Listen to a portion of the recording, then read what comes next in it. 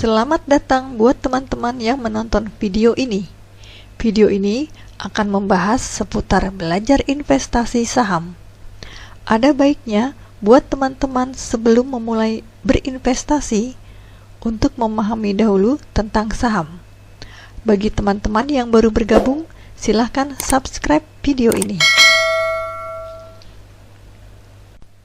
Di video kali ini, kita akan membahas konsep dasar saham. Sebagai ilustrasi adalah sebagai berikut. Panuluh ingin membuka usaha warung sate, yang setelah dihitung atau dikalkulasi, maka dana yang akan dibutuhkan adalah sebesar 120 juta. Karena Panuluh hanya memiliki dana 40 juta, maka Panuluh mengajak kakak dan adiknya untuk bersama-sama menanamkan modal sebesar 40 juta, yang kalau ditotal menjadi 120 juta, sehingga setiap orang dalam usaha warung sate Panuluh memiliki saham sebesar 40 juta.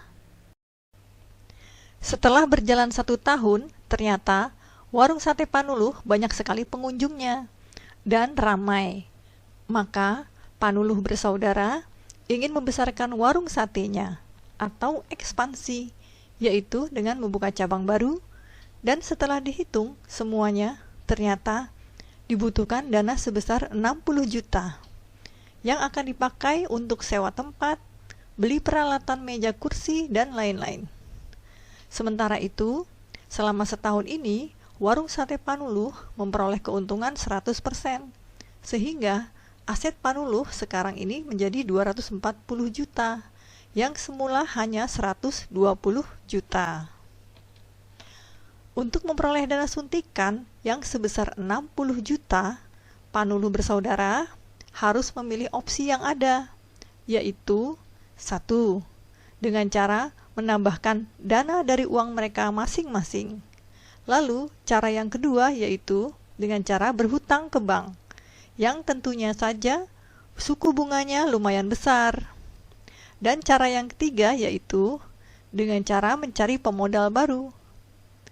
Panuluh bersaudara akhirnya memilih opsi untuk mencari pemodal baru, yaitu menawarkan kepada 2 orang temannya, X dan Z, untuk bergabung di tempat usahanya warung sate Panuluh, di mana masing-masing temannya menyetorkan modalnya sebesar 30 juta.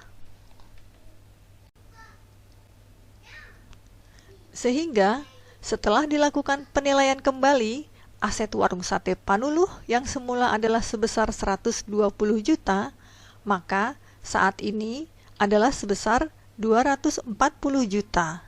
Dan tambahan modal dari 2 orang temannya sebesar 60 juta.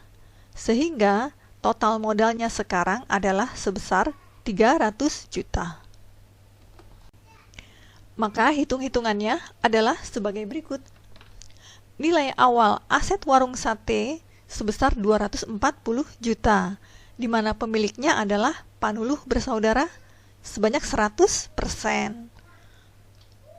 Kemudian, investor menanam modal yaitu 2 temannya, masing-masing 30 juta. Otomatis, aset warung sate Panuluh menjadi 300 juta, yaitu modal awal 240 juta ditambah dengan dana dari 2 temannya sebesar 60 juta, sehingga totalnya 300 juta. Yang kalau dipresentasikan secara keseluruhan modalnya adalah, maka modal awal Panuluh bersaudara itu setara dengan 80%.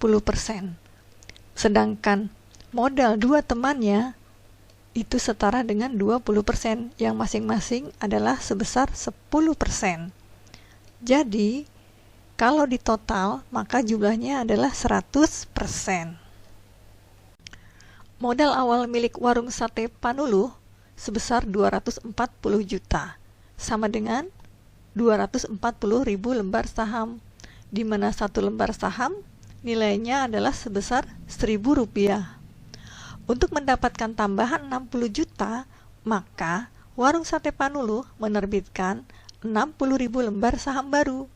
Jadi, masing-masing investor bila mengeluarkan dana sebesar 30 juta, maka akan mendapatkan 30.000 lembar saham, yaitu didapat dari 30 juta dibagi dengan 1.000 sama dengan 30.000 lembar saham. Sehingga total saham sama dengan 240.000 lembar ditambah dengan 60.000 lembar sama dengan 300.000 lembar saham.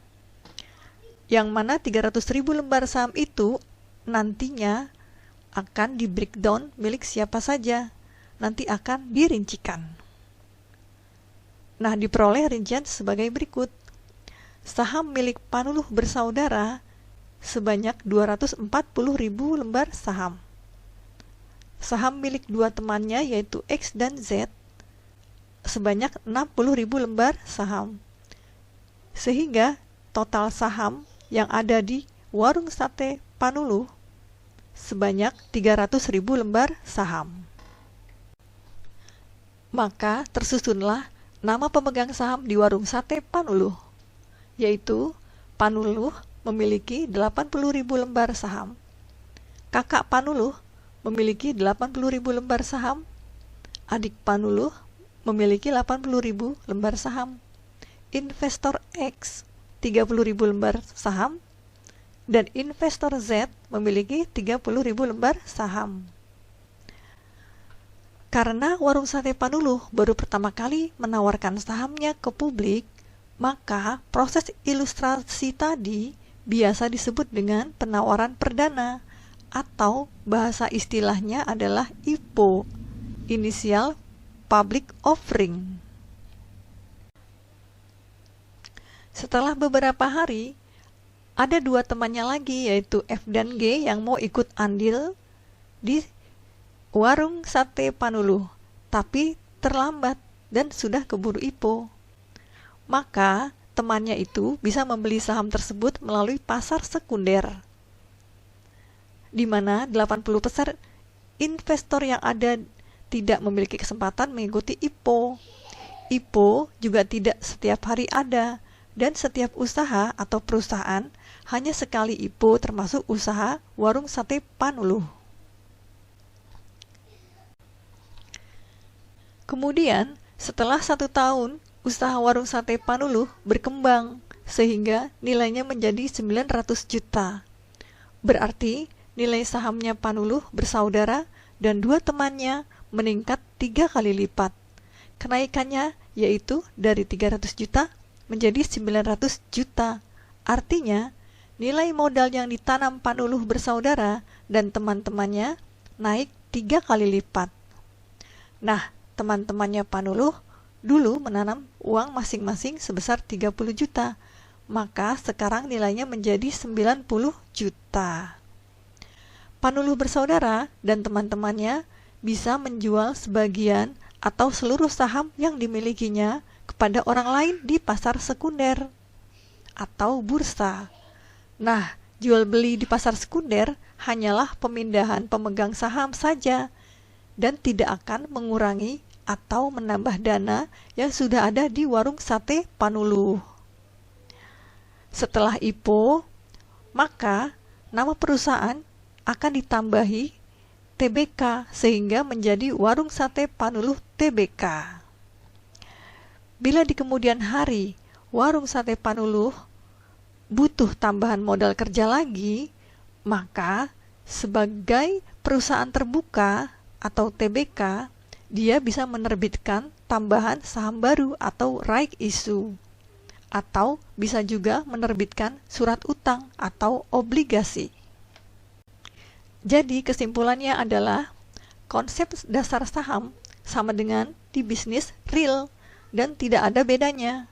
Hanya saja di sini lebih praktis, ringkas, dan tidak perlu banyak kertas yang harus ditandatangani setiap kita mau beli atau jual saham. Begitulah kurang lebihnya mekanisme dasar dari pemahaman saham, yaitu dari konsep dasar saham yang sederhana. Lalu, kenapa sih banyak orang memilih investasi saham? Jawabannya adalah karena mudah, terjangkau, dan menguntungkan. Tetapi bila tahu caranya ya. Demikian pembahasan mengenai konsep dasar saham di video kali ini.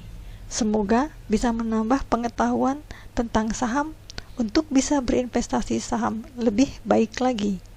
Bila teman-teman suka dengan video ini, like video ini, dan bila teman tidak suka dengan video ini, dislike video ini. Sampai jumpa di video berikutnya dalam pembahasan lanjutan mengenai investasi saham. Terima kasih.